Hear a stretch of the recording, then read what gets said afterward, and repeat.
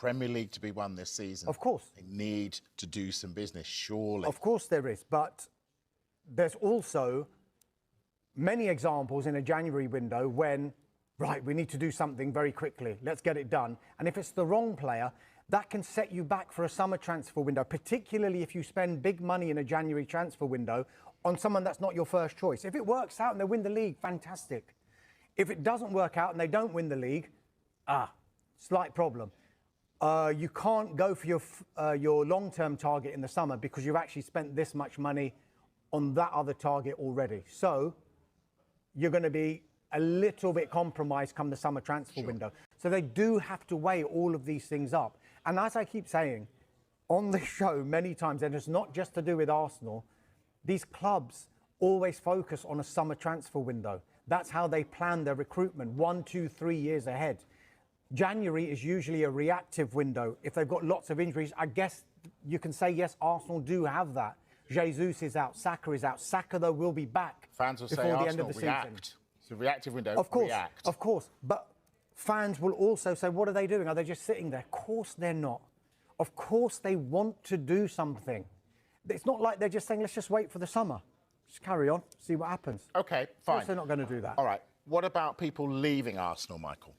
Well, it'd be probably in the left-back area. Got Alexander Zinchenko and Kieran Tierney. Zinchenko's an interesting one, because remember breaking that when he joined from Manchester City. But look, Arsenal have moved on.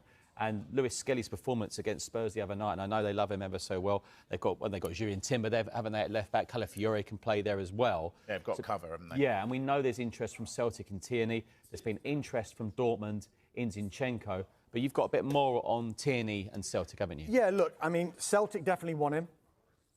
They have spoken to his representatives over a pre-contract agreement in the summer, and that one looks like it will happen, or it's close to happening.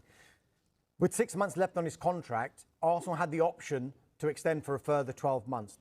They haven't taken up that option. So they know now Tierney can speak to anyone outside England. However, Celtic will still explore internally whether they want to try and do a loan for this month as well, for the rest of the season.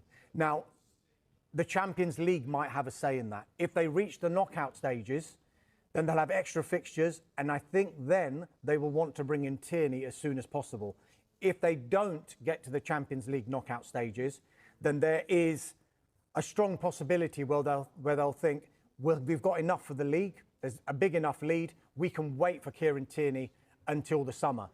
But let's just wait for these fixtures, because as Michael was saying before, this is unprecedented with European football. We've got fixtures in January. I think they just want to get these out of the way before they decide. But having said that, Arsenal will only let the likes of Zinchenko and Tierney go as long as they've got backup in that squad. It's great for fans, but I've never done a January like it. But the League Cup, FA Cup, Europe, after such a busy Christmas period. But this is where we are. Yeah, it is indeed. I'm being told